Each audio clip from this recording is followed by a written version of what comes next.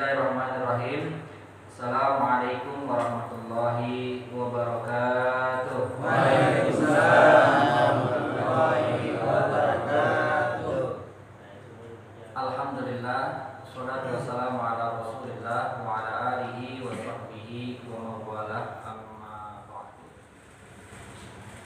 Wassunat at-tabi'ah lil faraid, dan sunnah-sunnah atau sholat-sholat sunnah yang mengikuti sholat fardu, yang mengiringi sholat fardu.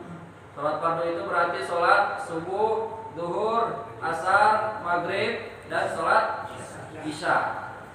Wa yu'abbar anha aidon bis sunnah ar-ratibah. Ini diungkapkan juga atau disebut juga dengan sunnah ratibah atau sholat sunnah rawatib.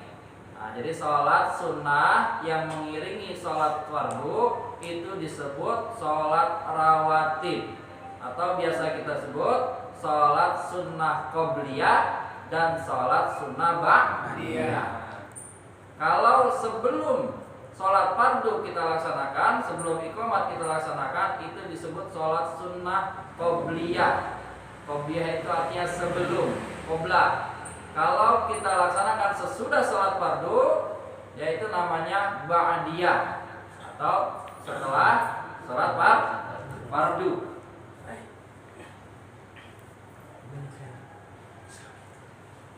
Wahia sab'ata asyara rak'atan. Nah, sholat sunnah rawatib itu ada berapa? Masih ingat? Ada 17 rakaat, sama dengan jumlah rakaat sholat fardu dalam sehari semalam. Jadi gampang tuh ingatnya. Berapa jumlah sholat sunnah rawatib? Ada 17 rakaat. Apa saja? Rakaatal fajri, 2 rakaat fajar. Fajar itu berarti 2 rakaat subuh. Berarti sholat sunnah qobliyah subuh. Itu yang pertama. Kemudian wa arba'un qabla dhuhri, 4 rakaat sebelum zuhur atau qobliyah zuhur. Pelaksanaannya tetap rakaataini, 2 rakaat, 2 rakaat. Jangan langsung 4 rakaat di bablas salam, tapi 2 rakaat salam, 2 rakaat salam. Wa raka'atani ba'dahu, dan 2 rakaat setelahnya atau ba'diyah zuhur, 2 rakaat. Wa arba'un qoblal asri, 4 rakaat sebelum asar atau 4 rakaat qobliyah asar. Pelaksanaan juga sama, 2 rakaat, 2 rakaat. Wa raka'atani ba'dal maghrib, 2 rakaat setelah maghrib. Artinya ba'diyah maghrib. Wa raka'atani wa salasun ba'dal isya, dan 3 rakaat setelah isya. Yutiru biwahidatin minhunna, yang mana 1 rakaatnya itu digunakan untuk sholat witir. Berarti ada ba'diyah isya 2 rakaat, kemudian sambung dengan witir 1 rakaat.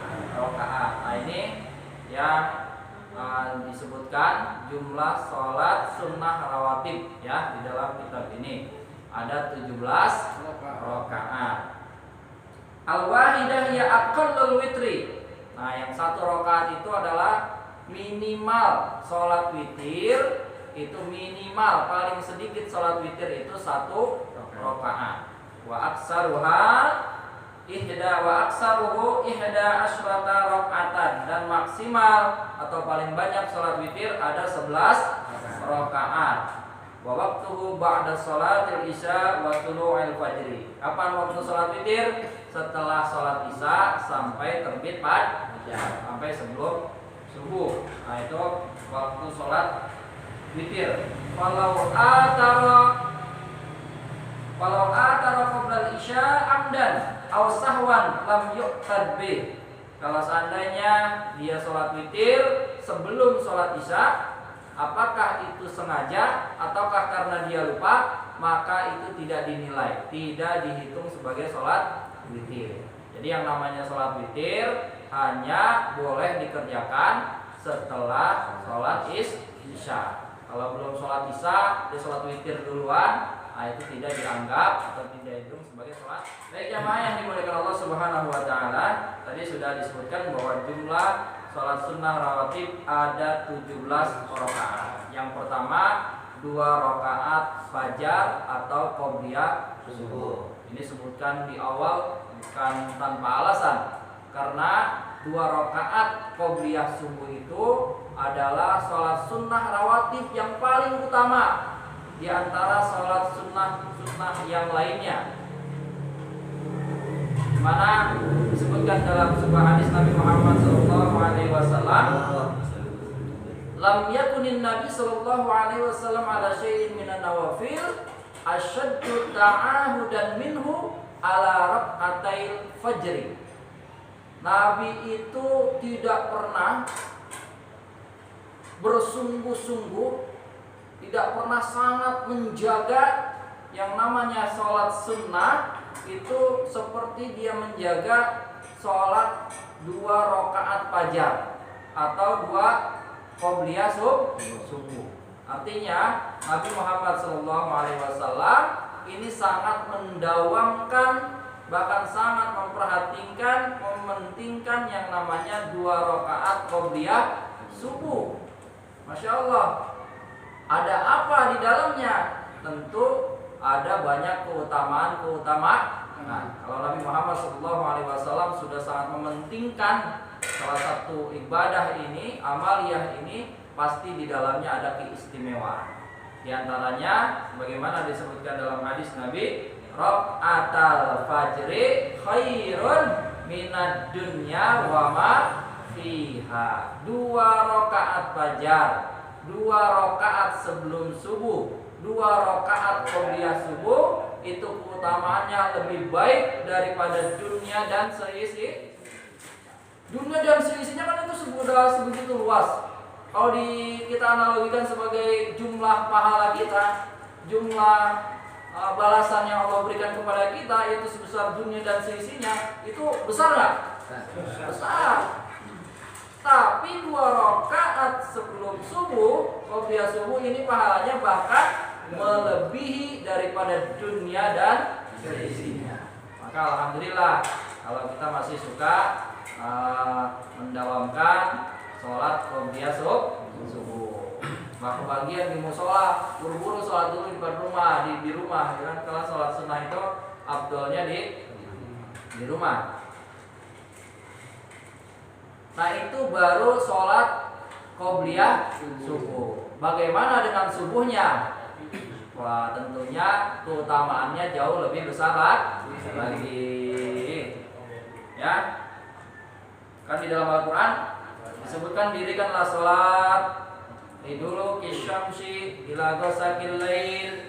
Dirikanlah sholat oleh kalian mulai tergelincir matahari sampai terbit sampai malam mulai gelap. Wa Qur'anal fajri, dan dirikan juga bacaan fajar. Apa itu bacaan fajar yang dimaksud? Sholat subuh. Dirikan juga sholat subuh. Inna Qur'anal fajri kana mashuda. Ini kata Allah, sesungguhnya sholat subuh itu disaksikan. Disaksikan oleh siapa?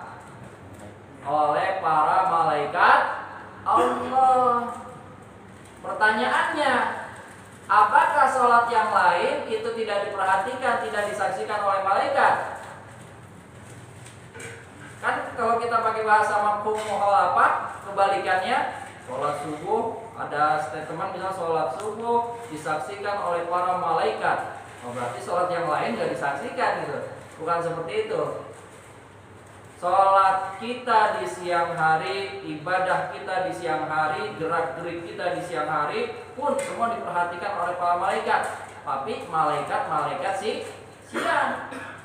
Sholat kita di malam hari, ibadah kita di malam hari, gerak-gerik kita di malam hari pun diperhatikan, disaksikan oleh para malaikat. Tapi malaikat malam. Apa bedanya dengan subuh? Yajtami'u malaikatun nahar wa malaikatul lail. Berkumpul itu malaikat siang dan juga malaikat malam. Masya Allah. Artinya yang menyaksikan itu seluruh malaikat tanpa kecuali. Jadi Masya Allah, keutamaan daripada kita melaksanakan sholat subuh. Semakin banyak malaikat yang melihat, semakin banyak malaikat yang menyaksikan, tentunya semakin banyak juga yang mendoakan.